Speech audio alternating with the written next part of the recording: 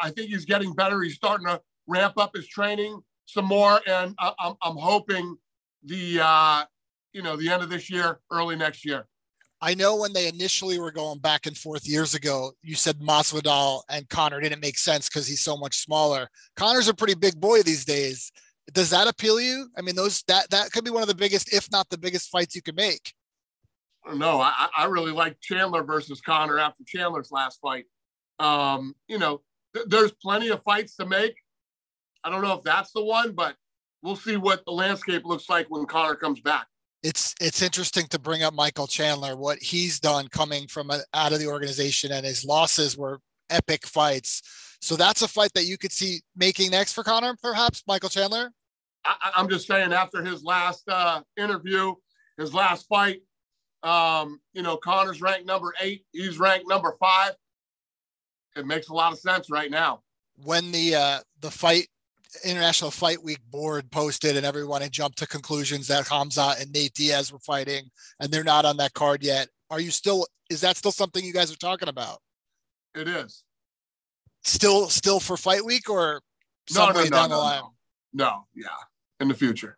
That could be one of the larger fights you could possibly make as well. Yeah, no, that's a fun fight. I mean, you got, Khamzat ranked number 3 in the world. Him and Diaz would be fun. Leon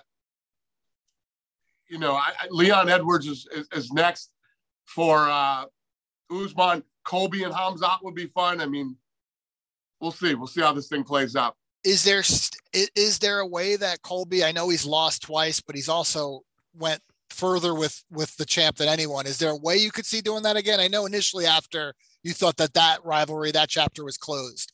Yeah, Kamaru and Colby. When Kamaru is up on him 2-1, 2-0, it's tough to, it's a tough spot for him right now. Yeah, it's true. It's a great storyline because obviously what Glover Teixeira has achieved at this point in his life. And the big talk about this one is that Jiri is in trouble if this thing goes to the ground. There's nothing he can do, which will be interesting to see. He's on a 12-fight win streak, 96% finish rate. This guy's an absolute savage. He deserves this title shot, and should be a fun one.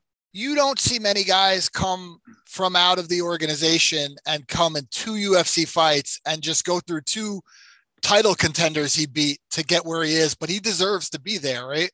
100% deserves this shot. He's the number 2 ranked guy in the world, and stylistically, this should be a very fun fight. Valentina Shevchenko, it always seems like it's who's next for Valentina, who's next. This might be her toughest test yet, right, in Taila Santos? 100%. You're absolutely right. And the problem is that a lot of people don't realize it. You know what I mean? Santos doesn't have one of those big names yet. And, this is going to be a very tough test for Valentina. We talked to Valentina, I think, last week, and she wasn't looking past Talia, but she said the trilogy is going to happen. She normally doesn't talk that way, but she actually says it does have to happen at some point. Do you even think about that down the line? Listen, I have so much respect for Valentina Shevchenko. If that's the fight she wants, I'll try to make it happen. She's got 2 losses in the UFC. It just shows she's the number 1 pound-for-pound fighter in women's mixed martial arts, and her 2 losses to Amanda Nunes in the UFC. I mean, what does this say about her legacy? I mean, we're really closing in that she could be the greatest women's mixed martial artist, correct? 100%. Yeah, absolutely. I mean, realistically, if you ask anybody, some will tell you that it's Nunes and some will tell you that it's Shevchenko. Some people believe Shevchenko won the fight, against Nunes. It's just, they're both neck and neck, 2 of the all-time greats. Speaking of women's fights, probably the greatest we've ever seen was Weili and Joanna, and we're going to see it again. How do these 2 go in there and top what they did last time?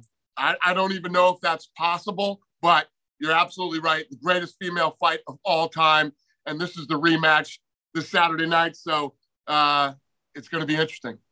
Rose probably wants a rematch with Carla. Obviously, that fight wasn't one that everybody liked to see. Are these 2 women fighting for Carla Esparza for a title fight? Yeah. Absolutely. And they're both former champions. They're both big draws. It's appealing to see either of them versus Carla. Absolutely. No, yeah. Either one of these 2, whoever wins on Saturday, will be a fun fight against Carla.